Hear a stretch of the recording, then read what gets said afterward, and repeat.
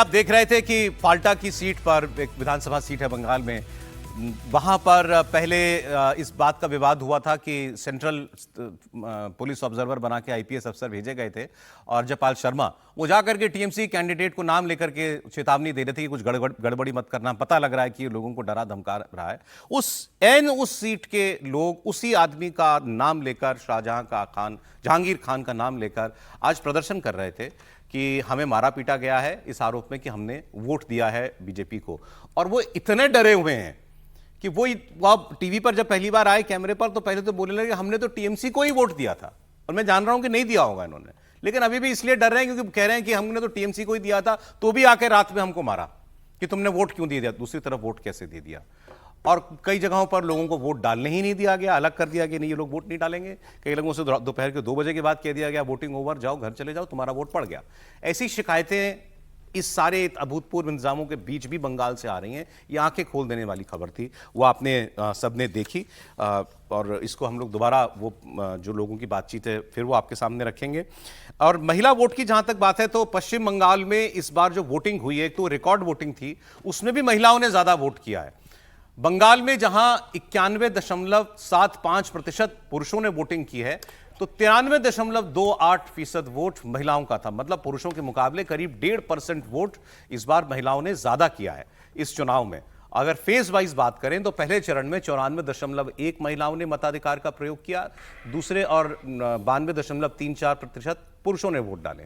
दूसरे चरण के मतदान में 92.28% महिलाओं का वोट पड़ा और 91.07% पुरुषों का वोट आया है। आपको बता दें कि इस बार पश्चिम बंगाल में पिछले बार के मुकाबले करीब 8% ज्यादा पोलिंग हुई है, और सर उसमें 1.5% महिला वोट ज्यादा। अब जब लगभग सभी लोगों का ये मानना है कि ये वोट परिवर्तन के लिए हो सकता है, तो उसमें एक ये बड़ा फैक्टर रहेगा। ये बड़ा फैक्टर, बल्कि हम लोग रोज बात कर रहे हैं कि महिला का जो शिफ्ट है वही सत्ता परिवर्तन कर सकता है वहाँ पर, क्योंकि मोटे तौर पर जो हिंदू वोट है उसका 60% 70% मेल का वोट वो पहले भी भारतीय जनता पार्टी के साथ गया पिछली बार चुनाव में, उसमें थोड़ा बहुत बदलाव हो सकता है।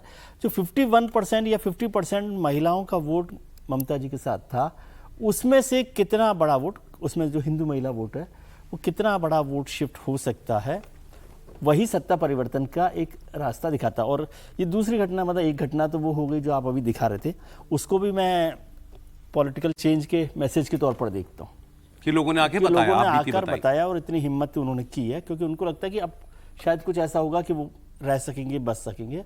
और यदि महिलाओं के वोट में शिफ्ट हुआ है तो ये भी एक चेंज के लिए बंगाल का क्या मूड है वो बता रहा है। अब इसको भी सोचिए ना, एक महिला मुख्यमंत्री, और मुख्यमंत्री बड़ी पावरफुल महिला, और वहां से वोट टूट के अगर दूसरी तरफ जा रहा है। अब मैं, क्योंकि सर्वे का कोई मतलब नहीं है, लेकिन एक सर्वे तो ये बता रहे हैं कि 6-7% मुस्लिम वोट, महिला वोट माफ कीजिएगा, वो उसका ट्रांजिशन हो सकता है टीएमसी से बीजेपी की ओर।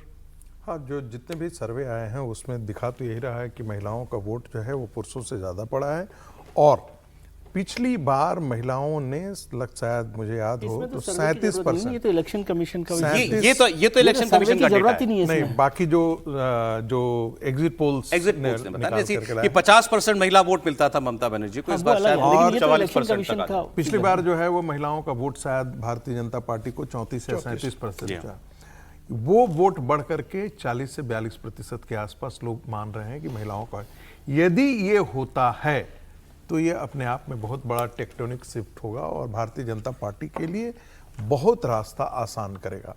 दूसरा जो है, मैं शुरू से इस बात का मेरा बहुत बड़ा कंसर्न था कि इतने पैरामिलिट्री फोर्स लगे हैं, बूथ में लगे हैं, मैपिंग हो रही है, सब चीज़ ठीक है, लेकिन टीएमसी के गुंडे जो गाँव में हैं, जो गांव में उनका दबदबा है, वहां से बेचारे जो हिंदू वोटर हैं, जो बीजेपी को वोट पॉसिबली कर सकते थे, उन पर कितना दबाव, उन पर कितना टेरराइजिंग इम्पैक्ट चल रहा होगा।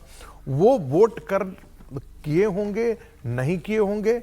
मुझे लगता है कि यदि 99-92% लग रहा है कि वोट हुआ है तो इसका मतलब है फ्री एंड फेयर पोल में हुआ ही है, लेकिन वो आज के दिन में डर के साए में जी रहे होंगे। इसीलिए बंगाल के अंदर जो है वो पैरामिलिट्री फोर्सेज या जो भी कर रहे हैं 2 महीना से ज़्यादा 6 महीने तक वहाँ पर रखना चाहिए और इंश्योर करना चाहिए कि बंगाल के अंदर कोई भी यदि हिंसा करते हुए पाया जाए, पोस्ट पोल वायलेंस सर, ये फाल्टा की तस्वीरें देखने के बाद इतना तो माना जा सकता है आपने ठीक का वोट बढ़ा है अगर, तो ये अज्यूम किया जा सकता है कि भाई लोगों ने इस बार डर के बावजूद वोट किया होगा। लेकिन ये डर की टैक्टिक्स एम्प्लॉय तो की गई हैं वहां पर, तो बहुत से ऐसे लोग होंगे, जैसे यही लोग कह रहे थे कि हमारे यहाँ बहुत लोगों ने वोट नहीं डाला। चीजें इसके बहुत साफ हैं। यहाँ तो जहां हिंदू बहुल इलाका वो दिए रखी, वो तस्वीरें लाइव थी वहीं फाल्टा से दिए रखी। जहां हिंदू बहुल इलाका है उनको थोड़ा सा कहीं ना कहीं से कॉन्फिडेंस आया होगा कि अमित शाह ने ऐसे कहा है, वहां पर पैरामिलिट्री फोर्सेज हैं, सीआरपीएफ के फोर्सेज हैं, चलो आज मन की बात अपनी निकाल लेते हैं। लेकिन जरा आप उन इलाकों का जरा सोचिए ना, जहां पर 10 वोट है, 20 वोट है हिंदुओं का और मुस्लिम बहुल इलाके में, क्या वो वोट दे पाए होंगे? नहीं दे पाए होंगे। हिंदू बहुल इलाके में मुसलमान बहुत गर्व से जाकर के, बहुत निश्चल जिसे कह सकते स्वच्छंदता से जाकर के वोटिंग करता है। लेकिन मुस्लिम बहुल इलाके में हिंदू उसी प्रकार से जीवन नहीं जी पाता है, डर के साए में रहता है। और बंगाल उसका उदाहरण है। साफ साफ दिखाई दे रहा है कि जो उस दिन कहा अमरपाल शर्मा जो कह रहे थे, वो कहीं से गलत नहीं कर रहे थे। आज तो कम से कम उनकी तारीफ करनी चाहिए, बिल्कुल करनी चाहिए कि जो उस गुंडे से उसी तरीके से निपटा।